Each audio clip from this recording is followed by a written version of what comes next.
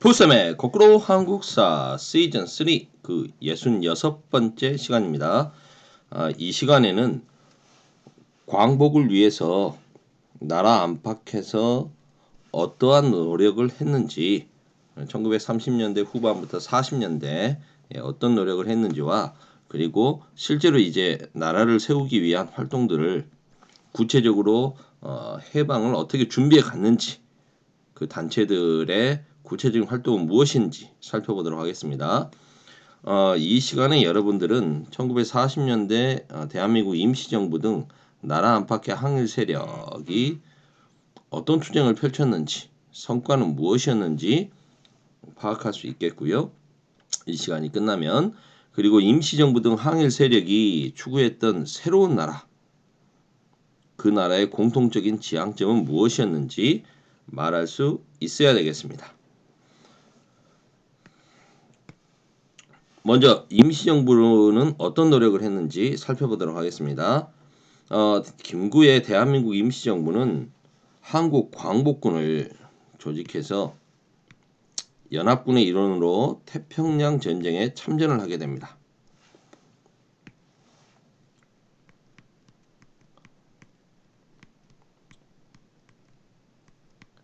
일본이 중일 전쟁을 넘어서 이제 미국과 태평양 전쟁을 일으키게 된다면 물론 일제가 승승장구를 하고 있었기에 일본의 지배가 100년은 갈 거라고 믿고 열심히 친일 활동을 펼친 사람도 있었지만 전 세계를 주요 강대국들을 대상으로 전쟁을 펼친다면 어쩔 수 없이 일본은 망할 수밖에 없다. 그렇다면 우리의 광복은 눈앞에 왔다라고 하면서 광복을 구체적으로 준비해간 사람들이 있었던 거죠. 그래서 임시정부는 지청천을 중심으로 충칭에서 한국 광복군을 창설하게 됩니다. 왜 충칭에서였을까요? 당시 임시정부를 지원해주고 있는 중국 국민당 정부가 중일전쟁 때 일본과의 싸움에서 이제 밀리면서 수도를 충칭으로 충칭으로 옮겼던 거죠. 임시정부는 이제 일본이 태평양 전쟁까지 일으키게 되자 아하 이제 일본의 패망은 멀지 않았다. 우리가 연합군이 되어야 좀 더 유리하게 정부 수립을 할 수 있겠구나. 광복을 맞이할 수 있겠구나 라고 생각을 하고 일본에 대해서 선전포고를 하게 됩니다. 대일 선전포고를 하는 거죠. 그리고 중일전쟁 이후에 만들어졌던 조선의용대 김원봉의 조선의용대 세력이 김원봉과 조선의용대 제1지대 세력이 합류를 하게 됨으로써 한국 광복군은 이제 수적인 면에서도 나름 틀을 갖추게 됩니다. 그래서 김원봉은 한국 광복군 부사령관이자 한국 광복군 제1지대장을 맡게 되는 거죠. 한국 광복군의 일부 세력은 영국의 요청을 받아서 연합군이었던 영국의 요청을 받아서 미얀마, 인도 미얀마 전선에 파견되게 됩니다. 우리가 흔히 한국 광복군 이미지 검색을 해보면 나오는 사진, 그 사진의 모습이 바로 영국군과 함께 인도 미얀마 전선에서 싸우고 있는 광복군의 모습입니다.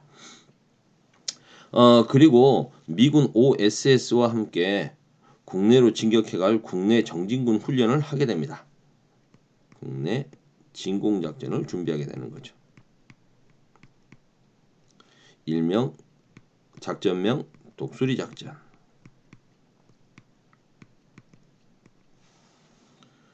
낙하 부대 국내 정진군을 조직해서 공수부대처럼 이동을 해서 국내 곳곳에 이제 먼저 투입돼 가지고 일본 식민기관을 제압한다는 목적이었죠. 하지만 일본이 패망하고 항복을 하면서 이 작전 계획은 취소됐습니다. 김구 선생이 일본이 항복했다는 소식을 듣고 기뻐서 이렇게 만세를 부르기보다는 갑작스런 외놈의 침략, 이 항복에 오히려 이렇게 답답해했다. 한탄을 했던 이유가 바로 이것이죠. 국내 진공작전이 취소되었기 때문에. 이로써 우리가 우리 땅을 우리 힘으로 되찾을 수 있는 기회가 사라져 버렸던 거죠. 화북지방에서 조선 독립동맹과 조선 의용군이 활약하다. 이게 무슨 말이냐? 중일전쟁이 처음 터졌을 때 어땠습니까? 1937년 중일전쟁이 터지고 1938년 이건 좀 지도를 보면서 설명해 주는 게 좀 더 편할 수도 있는데 일단 설명드리고 나서 지도로 넘어가도록 하겠습니다. 김원봉이 민족혁명당을 만들고 민족혁명당의 군대로서 중국 국민당의 지원을 받아서 조선의용대가 만들어졌지 않습니까? 그 조선의용대가 중국 국민당의 후방 공작 활동을 주로 하게 되죠. 그러니까 직접적인 전투보다는 국민당 군대를 지원해주고 그 다음에 일본군 포로를 심문한다거나 뭐 이런 활동들 간접적으로만 참전을 하게 됩니다. 거기에 좀 염증, 불만을 갖고 있었던 조선의용대 일부 세력들이 직접적인 전투를 위해서 북쪽으로 이동하게 됩니다. 그걸 조선의용대 화북지대라고 하는데요. 최창익 같은 세력, 윤세주 이런 사람들이 이제 올라가게 됩니다. 항일 투쟁을 위해서 북상을 했던 조선의용대 병력들 주로 이제 사회주의 중국 공산당의 세력과 좀 연계해서 연안 지역에서 싸우고 있었던 중국 공산당에 합류해 가지고 일본과 직접적인 전투를 하겠다고 북상을 했던 올라갔던 세력들이 타이양산 전투와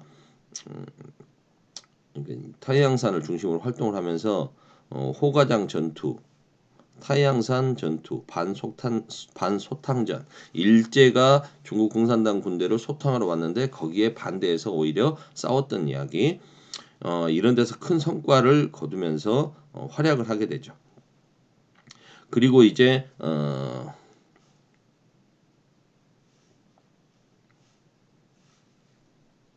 이 사람들이 이제 그 예난 지역, 연안에 있었던 김두봉을 비롯한 세력들과 윤세주와 같은 민족혁명당 세력들이 손을 잡고 조선 독립동맹이라고 하는 정부 성격의 단체를 만들게 됩니다. 그리고 이 조선 독립동맹의 군대로 이제 조선 의용군이 만들어지죠.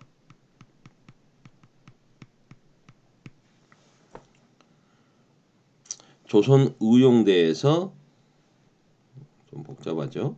이름이 비슷하니까 헷갈릴 겁니다. 조선 의용대가 조선 의용대에서 북상한 사람들이 조선 의용대 화북지대고 이들이 이제 조선 독립동맹의 군대인 조선 의용군으로 개편된다. 나중에 이들이 해방되고 나서 북쪽으로 들어와서 북한의 인민군 간부들로 또 편성이 되게 됩니다. 이런 흐름이 있습니다. 만주 지역의 항일 유격전쟁. 요건 지도로 한번 여러분들 확인을 해주고 나서 선생님이 좀 뭔가를 해보는 게 나을 것 같은데. 잠깐만요. 여러분들 아마 지난 시간에 학생 활동에 이런 부분 지도 정리하는 거 있었습니다. 지도를 정리하는 조선 의용대 활동에서 이 지도를 보면서 선생님이 살짝 정리를 해드리자면 우한, 한구라고 되어 있는 지역 있죠? 여기서 1938년에 조선 의용대가 창설됩니다.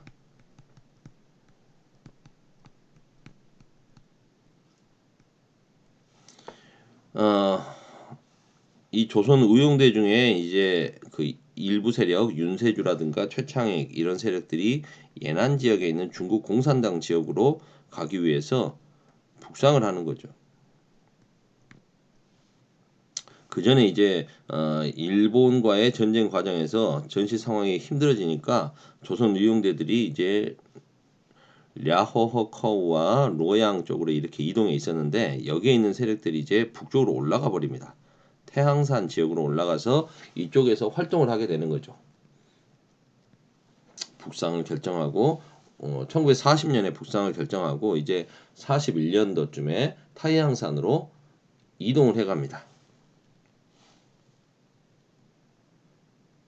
그러다가 이제 스자창이라고 돼 있죠. 스자장 호가장 전투, 여기서 호가장 전투를 펼치게 되고요. 아마 41년 12월일 겁니다. 그리고 또 이 태항산 전투 등을 펼칩니다. 그러다가 이제 이들은 예난 지역으로 이동을 하게 되는 거죠. 여기서 이제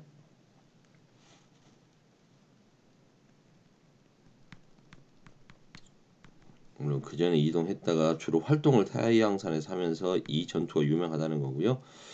41년 7월에 조선의용대 화북지대가 만들어지고 나중에 42년 7월에 조선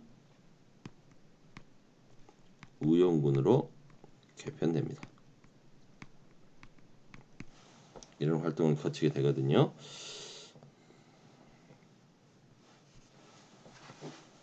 계속 보겠습니다. 만주 지역의 항일 유격전쟁.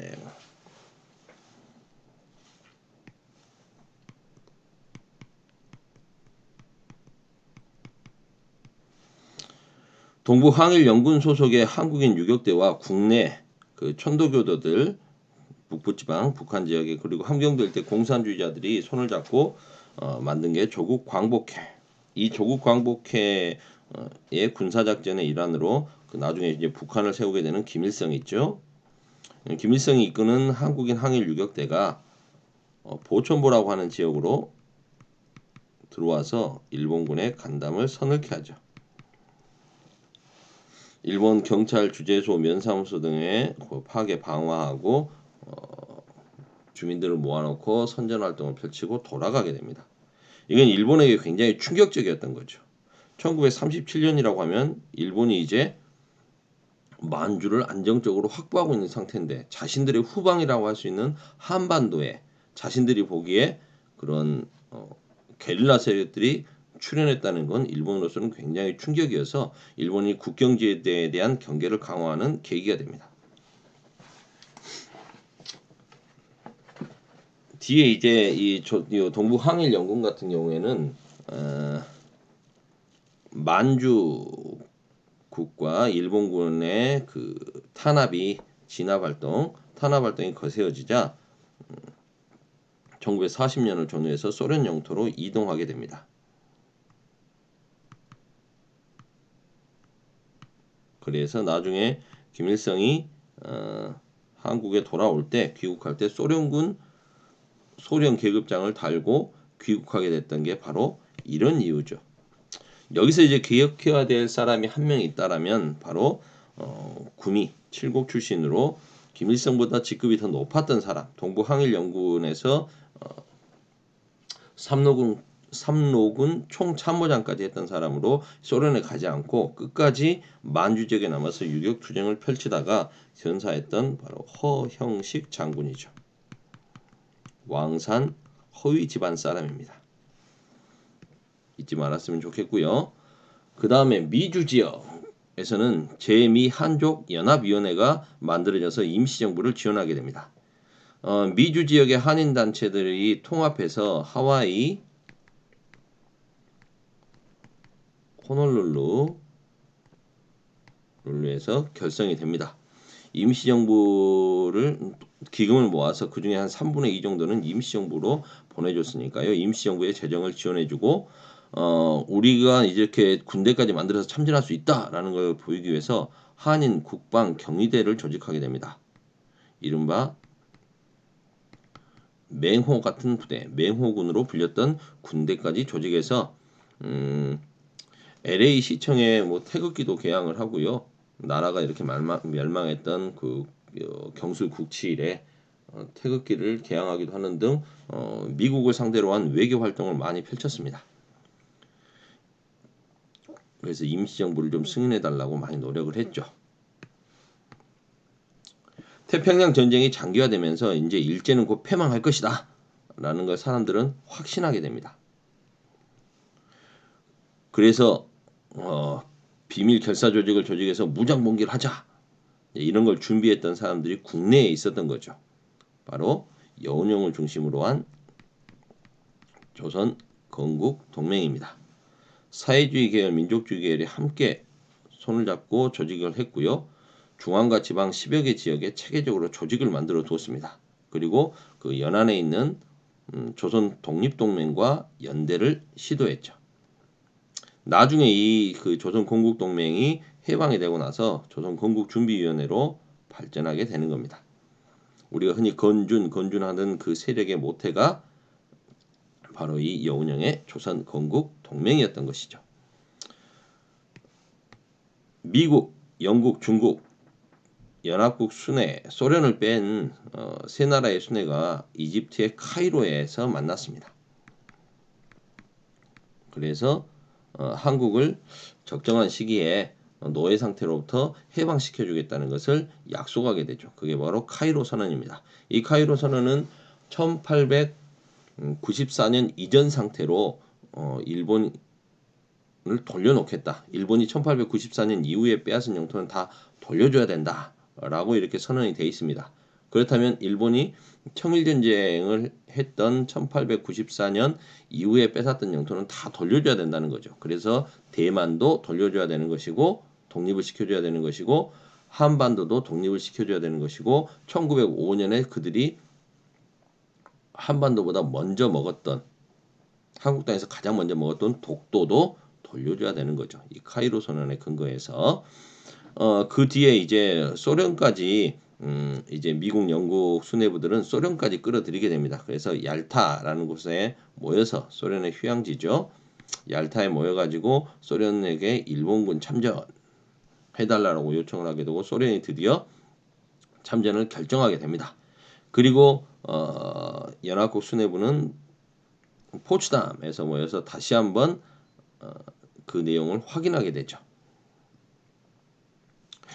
이는 뭐 연합국들이 조선이라고 하는 나라, 한국이라고 하는 나라가 어디 붙어 있는지 잘 알지도 못할 텐데 우리 한국의 독립을 약속했다는 것은 우리가 열심히 싸웠던 독립투쟁의 노력을 국제사회가 인정해 준 것이죠. 그렇다면 이제 한국인들은 어떤 역사적 과제를 안게 되는 걸까요? 강대국들의 이해관계를 능동적으로 조정하면서 새로운 나라, 우리 국민 다수의 의지가 반영된 새로운 나라를 건설해야 되는 겁니다. 그럼 이런 새로운 나라는 어떤 나라일까요? 정치적으로는 당연히 왕이 주인이 아니라 백성이 주인인 민주공화국일 테고요. 경제면에서는 모든 부를 친일파라든가 일본이 다 장악하고 있었기 때문에 이런 부를 어떻게 해야겠어요? 골고루 나눠줘야겠죠. 부의 균등 분배. 이런 부분은 우리가 그 당시 건국을 준비했던 새로운 정부를 세우겠다라고 준비했던 임시정부, 대한민국 임시정부의 건국 강령이라든가 그 다음에 연안 그 화북지방에 있었던 조선 독립동맹의 그 건국 강령 이런 내용들을 좀 살펴보면 공통적으로 정치에서는 민주공화국, 공화제, 경제에서는 사회주의 성격하고 좀 비슷합니다. 부의 균등한 분배, 뭐 이렇게 대공장이라든가 기관 산업 이런 것들을 뭐 국유화한다거나 근데 이렇게 국유화한다는 것이 공산주의로 가자 뭐 이런 부분보다는 일본이라든가 친일 세력들이 다 장악하고 있었던 그 한국의 부를 나눠주자라는 의미가 있다라고 보아야 할 것입니다. 오랜만에 했더니 굉장히 길어졌네요. 전달할 게 많았는데 19분이나 해버렸네. 오늘은 여기까지.